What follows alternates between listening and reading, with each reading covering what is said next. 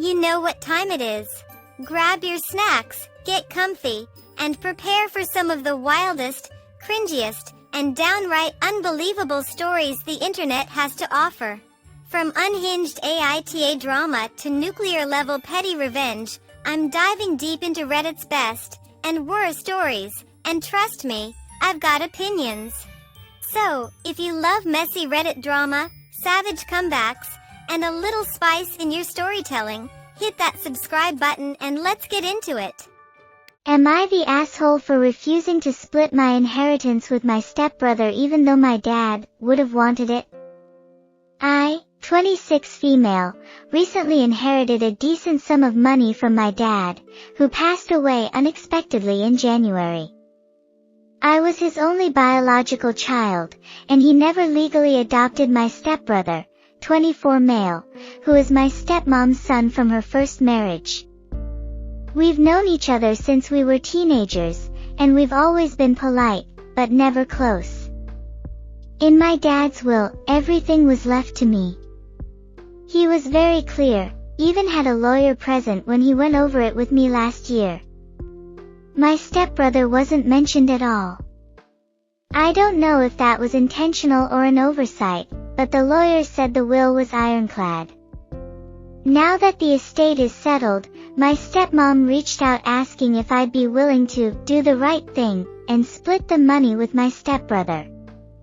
I said no. She told me I was being cold and selfish, and that my dad would have wanted both of his kids to be taken care of. That's where I snapped a little. I told her that I am his kid. He never adopted her son, he didn't include him in the will, and he definitely never treated us the same. When I got into college, he helped with tuition. When my stepbrother did, he said he needed to learn responsibility. It sucks, but that was their relationship, not mine to fix. Now half of my extended family is calling me heartless, and even my boyfriend said he gets why they're upset. So, am I the asshole for keeping the money exactly how my dad left it? Absolutely not the asshole. The audacity of your stepbrother and stepmother is infuriating.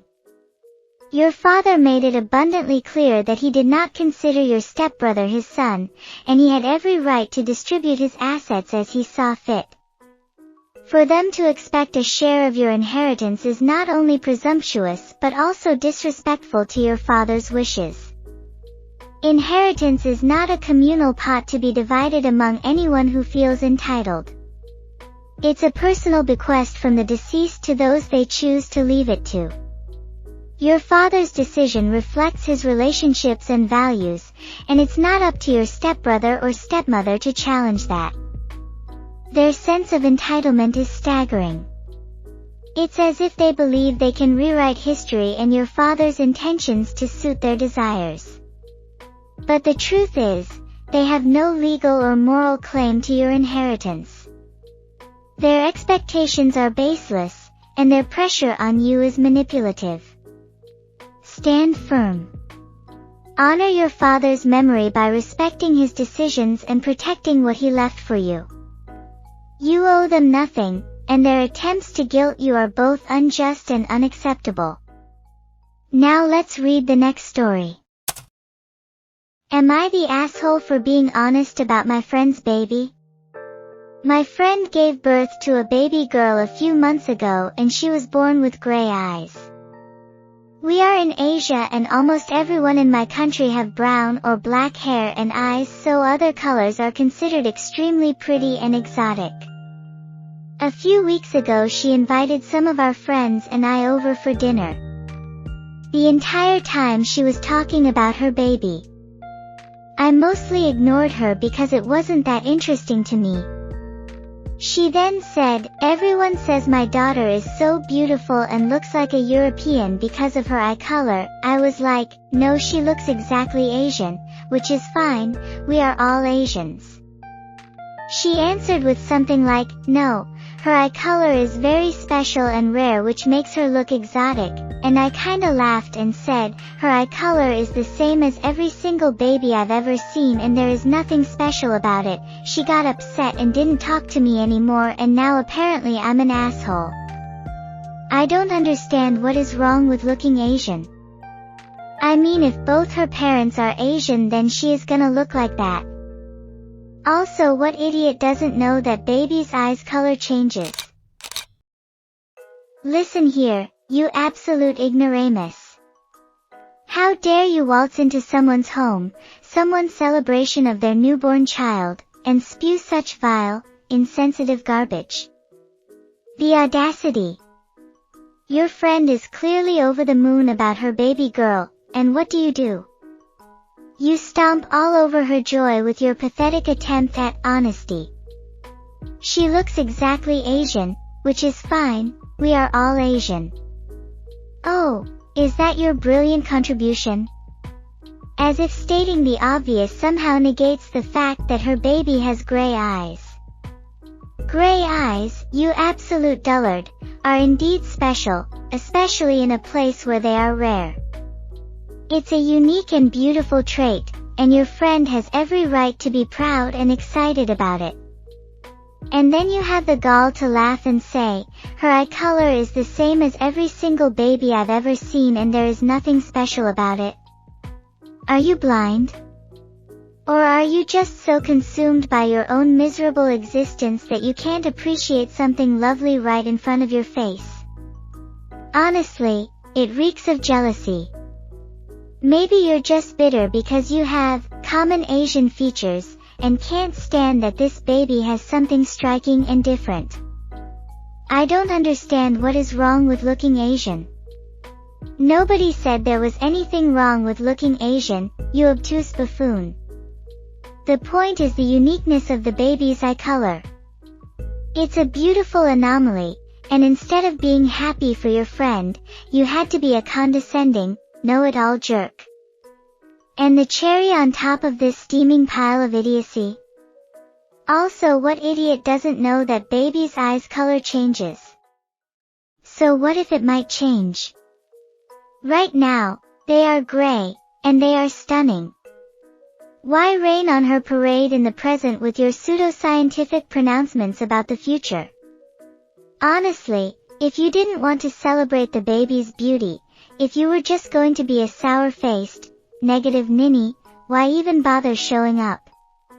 You owe your friend a massive apology for your boorish and frankly, cruel behavior. You are absolutely, unequivocally, the asshole in this situation. Get a grip and learn some basic human decency. Am I the asshole for refusing to let someone check my phone after a coworker accused me of taking pictures of her? So this happened at work. I, 18 male, was on my stuff normally, scrolling through my phone and watching YouTube videos, when a coworker, 17 female, suddenly accused me of taking pictures of her.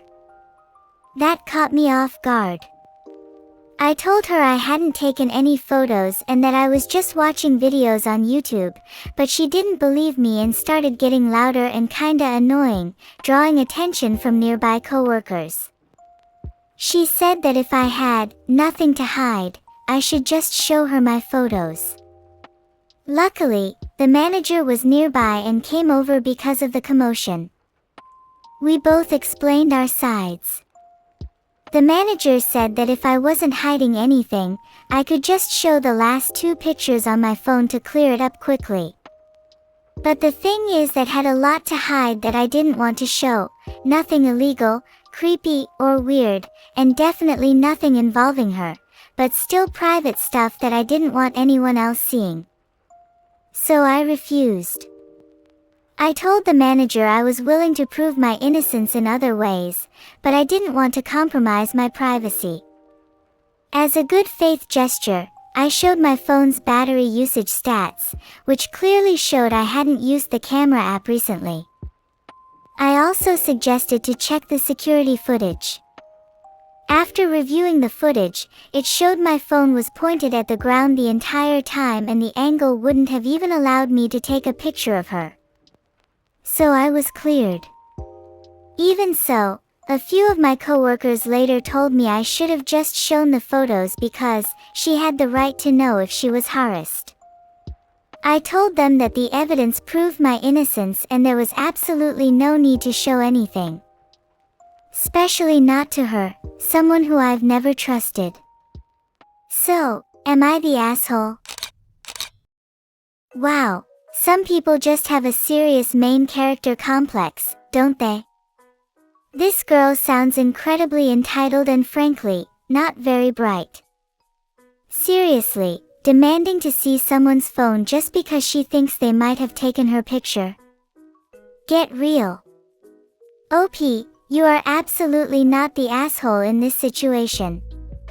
You have every right to your privacy, and you don't owe anyone access to your personal phone just because they make a baseless accusation. Honestly, the audacity of this coworker. Was she expecting you to just roll over and hand over your phone like some kind of docile puppy? And the nerve of some of your other coworkers siding with her. She had the right to know if she was harassed. Please. The security footage proved you did nothing wrong. What more right to know does she need? It's not your fault she jumped to conclusions. Honestly, is she even all that? Why is she so bothered about the possibility of a photo? Maybe she should worry less about imaginary paparazzi and more about, I don't know, basic respect for other people's boundaries. Some people just aren't main character material, and that's okay. Maybe she's not even worthy of being an NPC in your life, OP. You handled this perfectly by standing your ground and offering reasonable alternatives to prove your innocence. Don't let anyone make you feel bad for protecting your privacy. Enjoyed this video? Why not give that like button a little love tap? Just a gentle one, no need to break your screen. And if you really liked it, hit subscribe. It's free, and unlike my gym membership, you can cancel anytime. Got something to say? Drop a comment below. Tell me what you liked, what you didn't, or just say donut for no reason at all.